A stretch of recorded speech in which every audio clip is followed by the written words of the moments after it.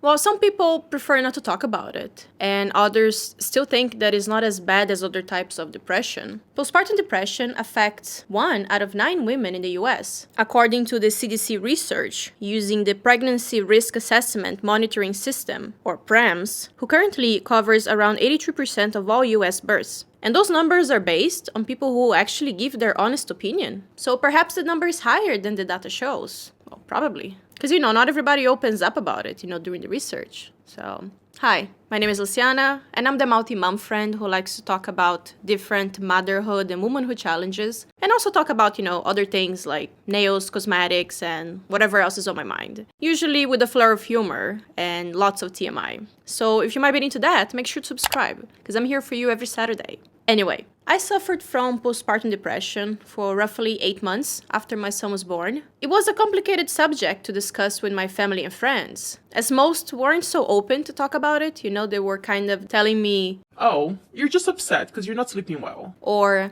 these feelings will go away soon, don't worry." And surprise, it didn't help. So I thought now would be a good moment to share my experience and shed some light on the subject, as May is Mental Health Awareness Month, and I want to contribute to bringing awareness to this topic, because I'm all up for the no BS mom life. And we need to remove the BS out of the taboo that surrounds postpartum depression. No bullshit. So today is a brief oversharing video explaining how I found out I had PPD and what helped me get out of it. My next upload will be a more in-depth, geeky-style video, explaining the signs of postpartum depression that I was presenting that weren't taken seriously. So maybe it can help others get it diagnosed sooner, by seeking help, and avoid the pain and stress I felt when I didn't know what was wrong with me. Please don't forget to like this video, as it makes YouTube push my video to more viewers, which helps my channel grow. Plus, it gives me feedback that you enjoy the content that I create, so that I can make more of it.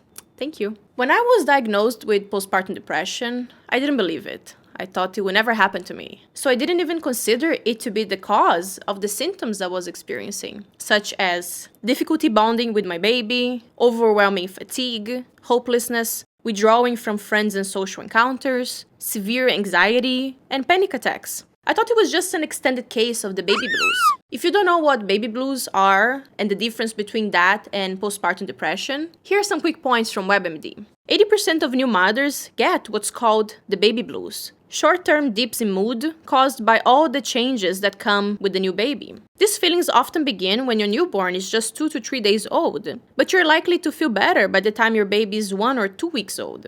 If your feelings of sadness last longer than that, or become worse instead of better, you may have what's called postpartum depression. So I was feeling all of those things and I was like, It can be it. So the last drop that broke the camel's back was having a panic attack at work that I explained in a few of my other videos. And the panic attack was what led me to see a doctor. After all, I thought something was wrong with my heart, since the doctor I went to right after the episode told me to go to the hospital to be checked out, as I was having heart palpitations and dizziness. A fair concern, since it could be something serious, especially with my family history of heart diseases. But after 3 hours in the hospital, it turned out to be a psychological issue, not physical. They told me it was caused by stress and to take a week off work. Stress can lead to mental health issues, can it not? Oh, for sure. Absolutely. Yeah. Stress in and of itself is a mental health challenge. Then, after resting a week at home, I went for a follow-up, and that was when my doctor told me I might be suffering from postpartum depression and gave me a referral to see a psychologist, who then suggested I took a more natural form of antidepressants called St. John's wort.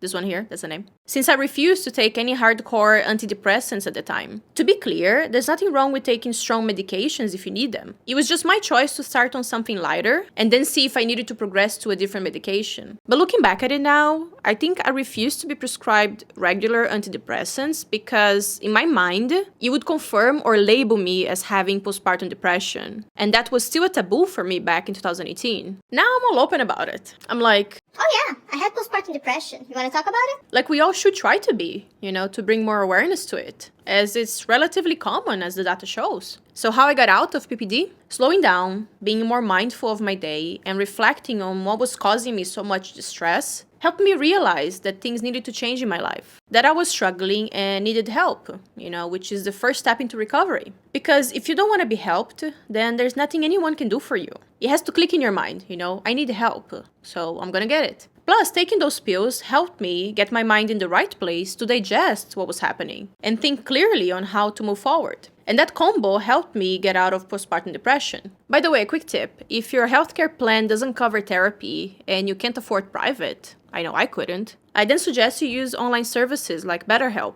It's not cheap, but it's more affordable and convenient, especially during social distancing times. It's a good option. Our society should discuss mom's mental health and postpartum depression more. And I hope this video can help bring more awareness to this topic. Because being a mom is the most demanding job in the world. And I've done some shitty ass jobs, okay? Working 16 hours a day on a cruise ship. Like, I know what's hard life. And being a mom is harder than that. So, if you're struggling, there's no shame in that. So reach out if you need help. And you can always contact me, if you want to talk about this or any other motherhood or womanhood topic. My contact details are in the description box below, or you can DM me on social media as well. Here are my handles. Really, this is not just for the video, I want to help.